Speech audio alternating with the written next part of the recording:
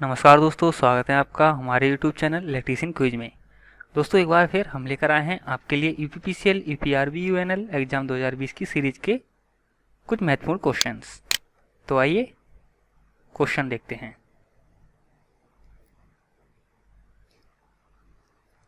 दोस्तों पहला क्वेश्चन है, किसी कुंडली का कुंडलन प्रतिरोध निम्नलिखित द्वारा बढ़ाया जा सकता है। ऑप्शन दिए गए हैं, फेरों की संख्या बढ़ाकर, पतले तार का प्रयोग करके, या फिर क्रोड सामग्री को बदलकर, या फेरों की संख्या बढ़ाकर, या पतले तारों का प्रयोग करके। दोस्तों इसका सही आंसर होगा फेरों की संख्या बढ़ाकर या पतले तारों का प्रयोग करके हम किसी कुंडली का कुंडलन प्रतिरोध बढ़ा सकते हैं। अगला क्वेश्चन देखते हैं। ड्राई सोल्डर एक इलेक्ट्रॉनिक परिपथ है जिसका परिणाम हो सकता है। ऑप्शन दिए गए हैं, खुला परिपथ, ड्राई सोल्डर नाम का कोई पद नहीं है, लघु सर्किट, या फिर कोई प्रभाव नहीं पड़ेगा। दोस्तों इसका सही आंसर होगा ड्राई सोल्डर नामक कोई पद नहीं है। सोल्डर एक मिश्र धातु होती है और ये टिन और लेड को मिलाकर बनाई जाती है और इसका प्रयोग इलेक्ट्रॉनिक सर्किट में टाका लगाने के काम में लेते हैं।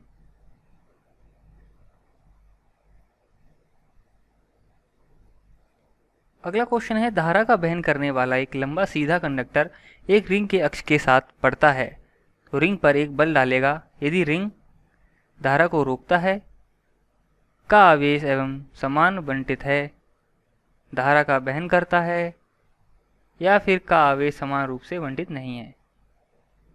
तो दोस्तों इसका सही आंसर होगा धारा का वहन करता है। धारा का वहन करने वाला एक लंबा सीधा कंडक्टर एक रिंग के अक्ष के साथ पड़ता है, रिंग पर एक बल डालेगा यदि रिंग धारा का वहन करता है। अगला क्वेश्चन देखते हैं। टंगस्टन फिलामेंट का प्रतिरोध।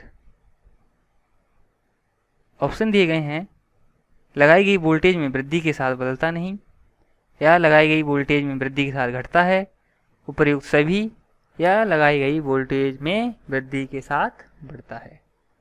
दोस्तों का सही आंसर होगा लगाई गई वोल्टेज में वृद्धि के साथ बढ़ता है। टंगस्टन फिलामेंट का प्रतिरोध लगाई गई वोल्टेज में वृद्धि के साथ भी बढ़ता है। अगला क्वेश्चन है, 3 ओम, 10 ओम और 15 ओम के 3 प्रतिरोधों को 30 वोल्ट परिपथ के समानांतर में जोड़ा गया है तो 3 ओम प्रतिरोध में से प्रवाहित धारा का मान क्या होगा। दोस्तों ऑप्शन दिए गए हैं 10 एम्पियर, 8 एम्पियर, 2 एम्पियर, या फिर 30 एम्पियर। दोस्तों इसका सही आंसर होगा 10 एम्पियर। दोस्तों यहाँ पे R1, R2 और R3 रेजिस्टेंस दिए गए हैं, वोल्टेज 30 दिया गया है। तो इसमें पूछ रहे हैं 3 ओम वाला प्रतिरोध है उसमें धारा कितनी होगी। तो दोस्तों प्रतिरोध समांतर में है तो वोल्टेज समान रहेगी, धारा बराबर वोल्टेज बटे प्रतिरोध, और हम वोल्ट का मान रख देंगे, प्रतिरोध का मान रख देंगे, और हमारी धारा 10 एम्पियर आ जाएगी। अगला क्वेश्चन देखते हैं। एक विद्युत परिपथ में प्रतिरोध 55 ओम है तथा विद्युत धारा 4 एम्पियर की है तो वोल्टेज क्या होगा। ऑप्शन दिए गए हैं 60 वोल्ट, 13.75 वोल्ट, 0 वोल्ट, या फिर 220 वोल्ट। तो दोस्तों इसका सही आंसर होगा 220 वोल्ट। आर रेजिस्टेंस यहाँ पे 55 ओम दिया गया है, धारा 4 एम्पियर दी गई है, वोल्टेज पूछ रहा है तो B बराबर IR फॉर्मूला का उपयोग करेंगे यहाँ पे और हमारा आंसर आएगा 220 वोल्ट। किरचॉफ के सिद्धांत के अनुसार किसी भी बंद लूप में सभी IR का बीजीय योग होता है। ऑप्शन दिए गए हैं ऋणात्मक, धनात्मक, 0, या फिर विद्युत वाहक बल के बीजीय योग के बराबर।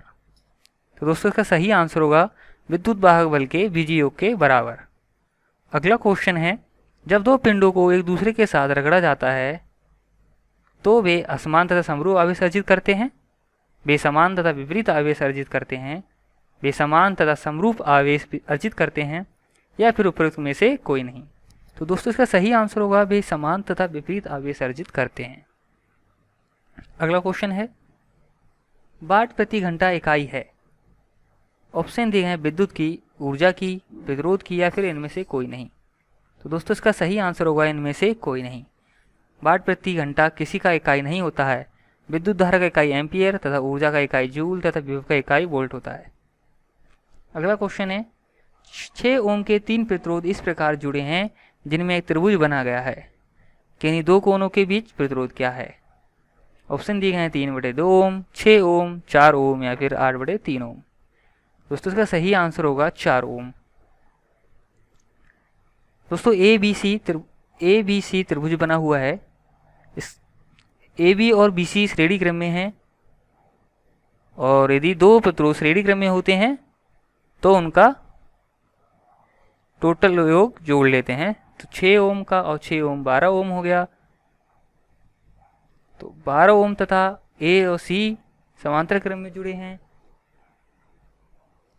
समांतर क्रम के लिए फॉर्मूला होता है 1/r = 1/r1 + r2 + r3 और ऐसे ही अनंत तक।